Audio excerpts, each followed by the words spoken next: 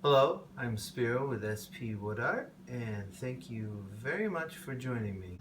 I'd like to wish all of my subscribers and new viewers a Merry Christmas and Happy Holidays. Today I'm going to make a wood lathe point tool or three-sided point tool out of some firewood. So I hope you stick around and enjoy the show.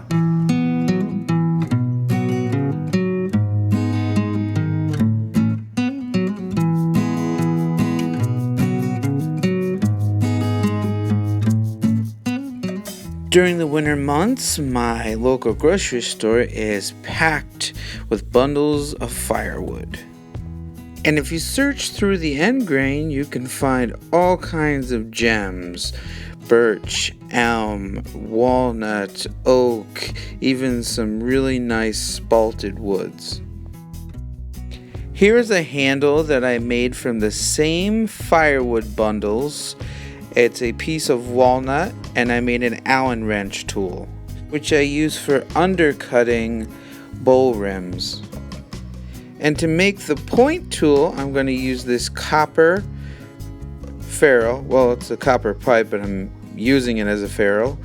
And it's a 3/4 inch. It is a female adapter with a wrench grip end, and I'll show you what I'm going to do with that later. I'm also going to use this 1/2 inch Milwaukee high-speed steel drill bit, or you can purchase drill rod online, but I needed one of these anyway, and it's going to replace the old one, which I'm going to actually use for the tool today. So I opened one pack of firewood, and here's the first piece that I pulled out, and it looks pretty good. Checking the ends, still has the bark on one side, and there's also a really nifty little handle here that you can use. And here's the piece that I'm actually going to use for the tool handle. It's a piece of American elm. And in preparation for the lathe, I'm going to cut off each side and leave a spindle blank in the center. And if you have a bandsaw, you can use that. I would certainly use a bandsaw, but I don't actually own one yet. I would also like to mention, if you've never machined elm, it smells like cow manure. So I mounted the blank between centers, and I'm roughing the blank round with a 1-inch roughing gouge. I also have to keep moving my tool rest from side to side because the blank is much longer than my tool rest at 12 inches. Then I switched over to a square rounded carbide cutter and smoothed the blank out fairly straight using some transverse cuts. Next, I will mark off a waste area for both sides of the blank or spindle at this point. I will also cut a little bit off of the ferrule using this pipe cutter and a wrench. I'm using the wrench because I couldn't hold on to the small ferrule with my fingers. The ending length of the ferrule will be 1 inch long. And I'll double check just to make sure that it is 1 inch long. And then I'm going to mark the area for the tenon for the copper ferrule. And then I'm going to determine how much of the drill bit that I want to go into the handle and how much that I want hanging out of the handle. Also, the 3/4 inch copper ferrule is a reducer, meaning it is 1/2 inch on one side and then changes into a 3/4 inch on the other side. You could buy a different fitting ferrule made from, say, brass, but I chose not to do that because the brass is a little bit more heavier. Or you could just buy a different type, as long as the outside has a wrench grip. You could probably even use a nut. So I noticed that there was a couple of cracks in the wood when I made the tenon here. So I'm going to switch over and use a parting tool and go down a little bit farther and see how far those cracks go down. The cracks for the most part were not as bad as I thought. They don't seem to go all the way through, and I don't believe that it's going to create a problem, especially when I glue the copper ferrule over the top.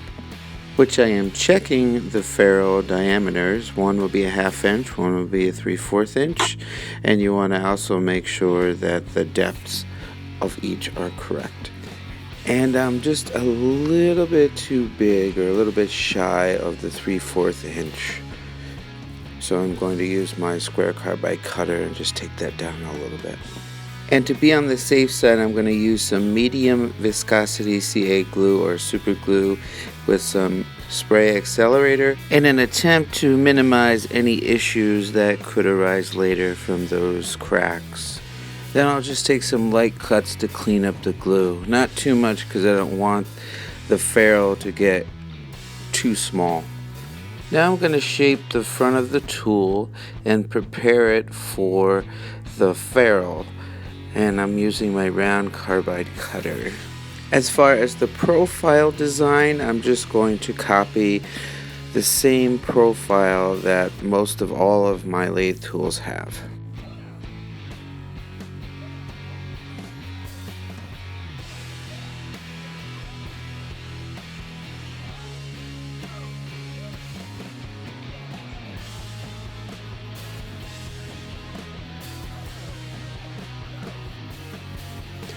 Now I'm going to section off the waste area on the end of the handle, and I'll also remove some of that, and it'll determine how long my handle is going to be.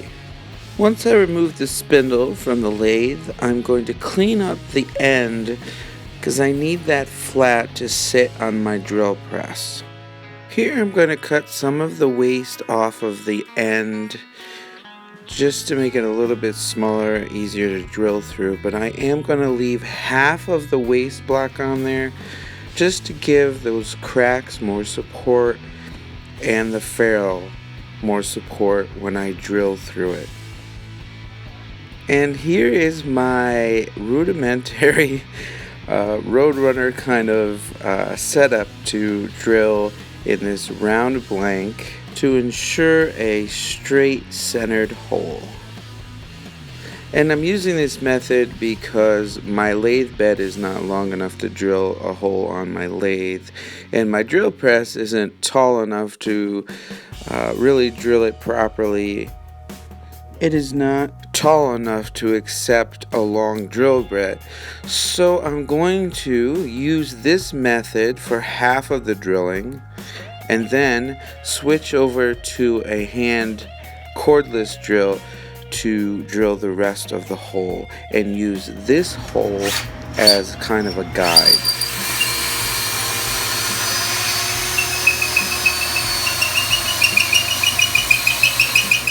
Then I'll finish removing the rest of the waste material from the top of the tool handle. Next, I'm going to prepare the copper ferrule just as you would a brass barrel on a pen. I'm going to rough up the inside with some 80 or 100 grit sandpaper so the glue will adhere to it better. And to glue the ferrule to the wood tenon, I'm going to use some thick viscosity CA glue or super glue, and puts a little bit on the threads on the inside of the copper ferrule. Slip that over the tenon and bang it on a little and wait for that to dry. Now I remounted the spindle using a cone live center, and I'm using my 1-inch skew chisel here to get into that tight corner between the wood and the brass fitting to clean up some of the glue that seeped out the crack. And then I'll continue shaping the profile of the handle. Then I'm going to mark 4 lines, 2 on the top, 2 on the bottom, for some wire burning. So after I finished shaping the end of the tool handle, I need to add a couple little V grooves for the wire burning. But before I start the wire burning, I am going to sand, starting with 100 grit and working my way up to 600 grit.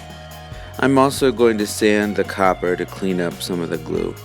I then chose to add a friction polish, 3 coats to the handle, and I also wanted to see how long this friction polish would hold up over the next few weeks.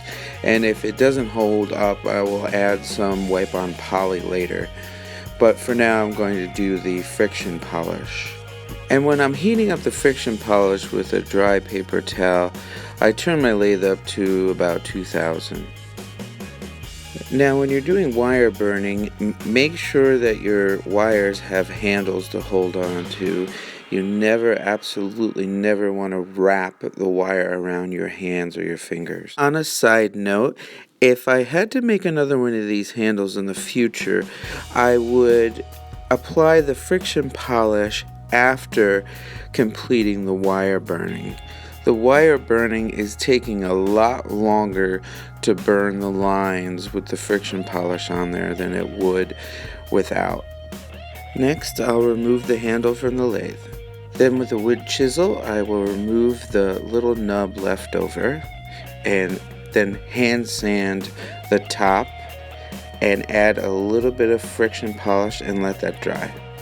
So as the friction polish dries, I'm going to move over and cut the small end off the drill bit. To glue the drill bit into the handle, I'm going to use a 5-minute epoxy, and this is a Gorilla Glue brand. And I'll use a wooden popsicle to stir it very well. And I will also use the popsicle to put the glue inside of the handle. And I'm trying to be very careful not to get the epoxy everywhere or anywhere on the handle. And then I'll also take the epoxy and apply it all over the drill bit. But only apply the epoxy on the end of the rod that's going to be inserted into the handle. Less cleanup for later. Now after you push the drill bit rod all the way into the handle, a lot of the glue will seep out and you'll just want to clean that up. And then you'll want to also clamp the bar in because it has a tendency to creep out of the handle. After you let the epoxy dry for a day, at least 24 hours, you can unclamp and move on to grinding the tip. Now there are many different ways that you can grind a point tool, or a pyramid tool they're sometimes called, depending on what you want to do with it. This is a 1/2-inch shaft. You can use smaller shafts, again depending on what you want to use the tool for. I mostly want to use this for making V-cuts, possibly beads, but if I really wanted to do a bead one, I'd probably make one with a smaller shaft. I'm going to grind sort of a 45-degree angle, and there's going to be 3 sides that I'm going to grind down.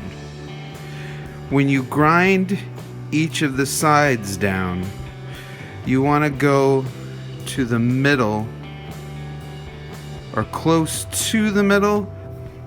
Now I also wanted to tell you why I wanted a ferrule with a wrench grip on it. I want to use this to sharpen the tool. So this outside has 6 faces, or sides, and I'm going to pick one for my first grind and press down on the tool rest and kind of move my handle back and forth, and don't lift the handle because it'll wobble around a bit. I'll try to keep it flat and press here and just move the handle back and forth. And then when I get closer to the middle, I'll stop and then count 2 sides over, 1, 2, and put that side down and do the same, and then count 1, 2, and then do the same there. So I'm going to start grinding on this white wheel. It's a 60 grit wheel. I use this a lot for bringing down materials or, you know, reshaping a grind. And I also use this 60 grit for my scrapers because I like having a nice burl on the end. Or not a burl, a burr, sorry. Anchor it. And just very light touches back and forth. I keep pressing down on the ferrule to keep it flat against the rest.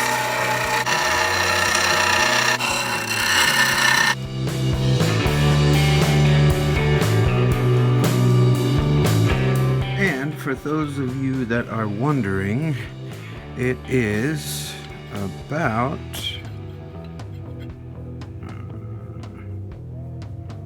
a 40-degree angle on every side. Now I'm going to try out the tool on a piece of scrap pine and just make a couple of V-cuts. Make sure that the point is pointed down when you enter the wood, or you can have some really nasty catches. Well, this point tool works really well, and I think it's going to be a great addition to my shop.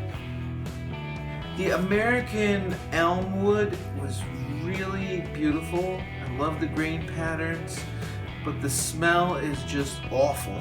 But I highly recommend, if you're at a grocery store, especially during the winter months when there's a lot of hardwood stock at the grocery stores, you never know what kind of wood you're going to find in them. Please stay safe and healthy, and thank you very much for watching.